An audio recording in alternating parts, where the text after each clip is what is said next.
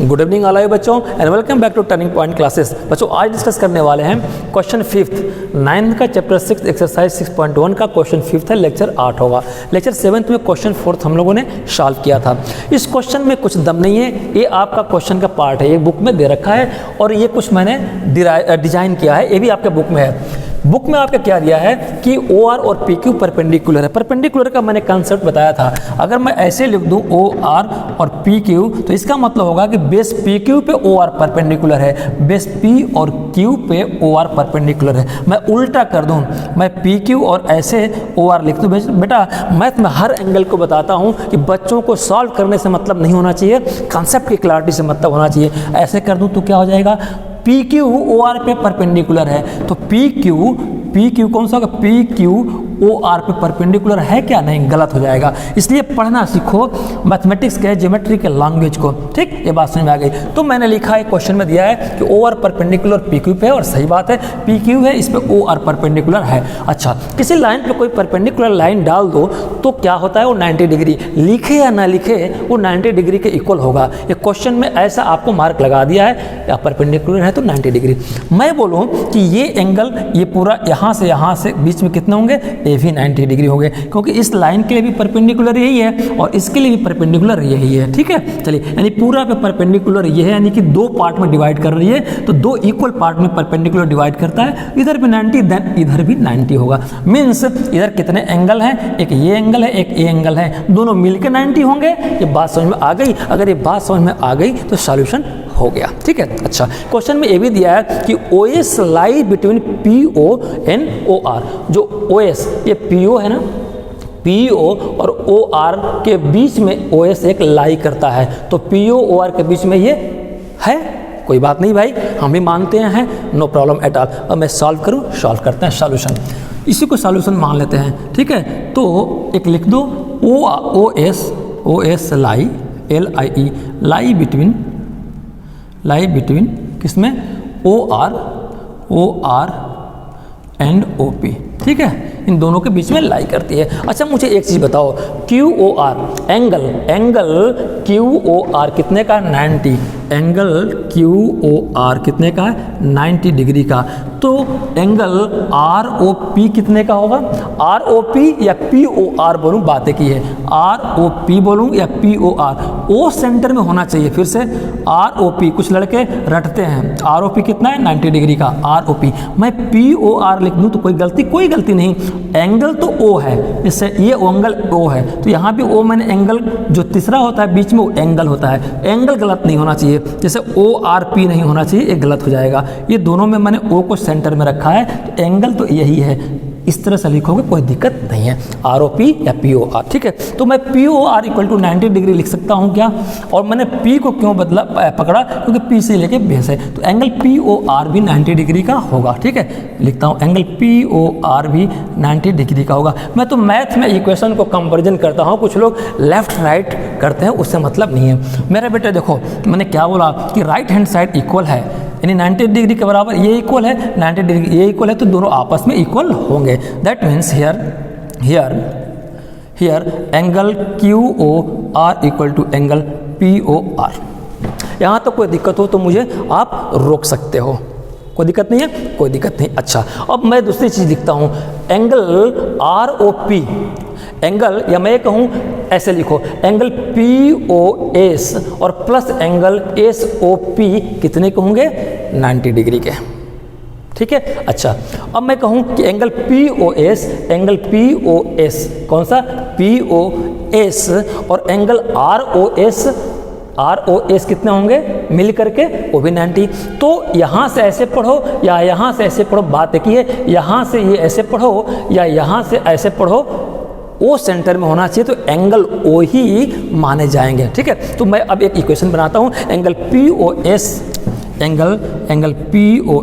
Plus angle ROS, ये कितने को हो जाएंगे, ये 90 डिग्री के हो जाएंगे। ठीक है, POS और ROS ये एंगल 90 डिग्री हो जाएंगे, इक्वेशन 1 कह दो। ठीक, और आपको गिवन है कि एंगल ROQ एंगल या Q O R, R O Q या क्यू ओ आर, बात एक ही है, ये कितने का है 90 डिग्री का। चलिए तो angle Q O R equal to 90 degree, ठीक है, मैं 2 कर दूँ, कोई दिक्कत नहीं है। अच्छा, इसका मतलब ये हुआ कि जहाँ क्यू ओ आर दिखेगा वहाँ 90 मैं लिख दूंगा, ठीक।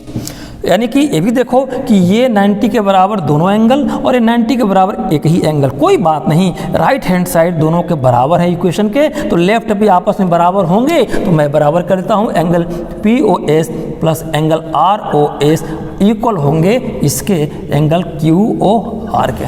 फिर से ये राइट हैंड साइड ये दोनों आपस में इक्वल हैं, तो इनके लेफ्ट वाले भी आपस में इक्वल हो जाएंगे। एक क्लास 6 से पढ़ रहे हो तो मैंने इन दोनों को इक्वल कर दिया। यहाँ तो कोई दिक्कत सर जी? कोई दिक्कत नहीं है। अच्छा, क्यू ओ आर या आर ओ क्यू एक ही है। एक चीज़ मुझे बताओ, एंगल क्यू ओ आर है, ठीक, ये एंगल क्यू ओ आर है, ये किसके इक्वल हो सकता है? एंगल क्यू ओ आर ये किसके इक्वल हो सकता है, ज़रा सोच के बताओ, ठीक है। चलिए, नहीं बता पाओगे, नहीं बताओगे, कोई बात नहीं। मैं बोलूँ कि एंगल क्यू ओ आर ये दो चीज़ के इक्वल हो सकता है। किसके? Angle Q O S, angle Q O S में से, फिर से देखना ध्यान से, मैं पूछूं कि एंगल क्यू ओ आर किसके बराबर हो सकता है, तो एक तो कह दोगे आपकी ऐसे हो सकता है, क्यू ओ आर इसके इक्वल हो सकता है, ठीक है, वो भी मान लिया। क्या ये नहीं हो सकता क्या कि ये पूरे यहाँ से एक ले लो एंगल, यानी ये एंगल में से इस एंगल को माइनस कर दो, फिर से ये पूरा एंगल यानी क्यू ओ एस में से आर ओ एस को निकाल दो, तो ये भी बात तो एक ही है। फिर से मैं पूछूं कि जो क्यू ओ आर है, ये क्यू ओ आर किसके इक्वल हो सकते हैं? एक तो कहो कि पूरा के इक्वल, ठीक है, कोई बात नहीं, वो भी बात सही है। या ये भी कह सकते हो लॉजिक लगा के कि क्यू ओ एस यहाँ से लेके यहाँ तक का जो एंगल ये बनाया है, इसमें से ये छोटा वाला एंगल को हटा दो।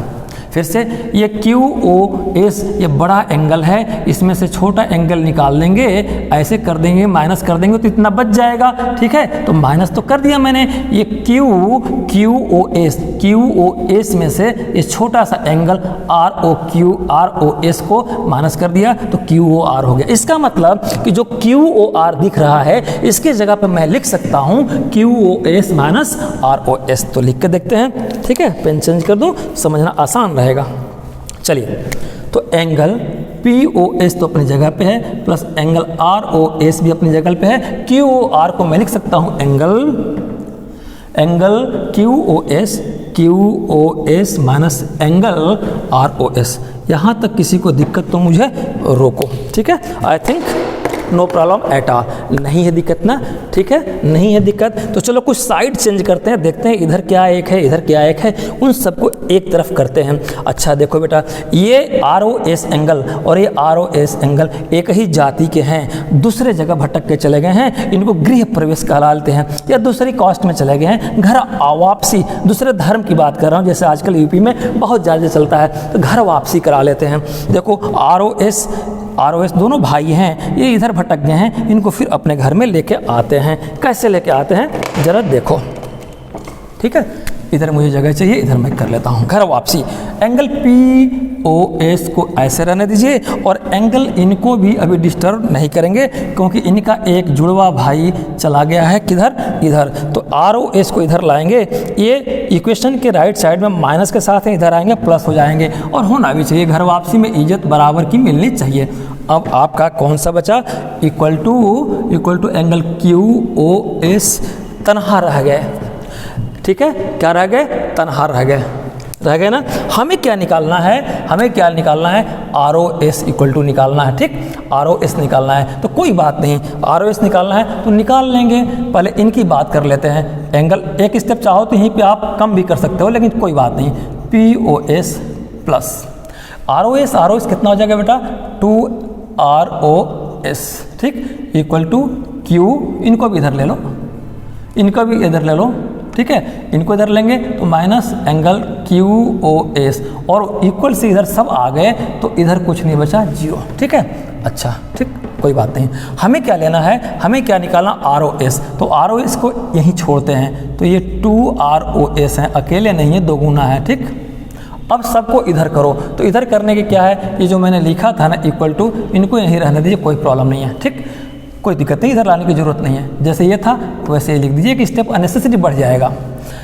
ये 2 है, ये है, हमको चाहिए ये, तो ये मैंने लिख रखा है, इनको भगाओ इधर, तो इधर ऑलरेडी इधर 0 लिखने की जरूरत नहीं है, ठीक है। इधर ऑलरेडी आपके पास QOS है और इधर जाएंगे तो एंगल माइनस POS हो जाएंगे, प्लस है, इधर जाएंगे माइनस हो जाएंगे। ये बात समझ में आ गई, समझ में आ गई। हमें चाहिए ROS है, ये 2 है, नीचे जाएगा, सबके नीचे, किसके नीचे, इसके नीचे नहीं, इसके नीचे नहीं, दोनों के नीचे। यही गलती लड़के करते हैं समझने में, माइनस एंगल POS और होल का डिवाइडेड 2। इसको मैं ऐसे भी लिख सकता हूँ, जैसा क्वेश्चन चाह रहा है वैसा 1/2 कर सकता हूँ, ऊपर ब्रैकेट में QOS minus P angle, angle नहीं भूलना है, POS भी लिख सकता हूँ। देखो हमें क्या चाहिए थे, हाफ ब्रैकेट में QOS माइनस एंगल POS, है ना, तो हैंस प्रूव्ड, हैंस प्रूव्ड।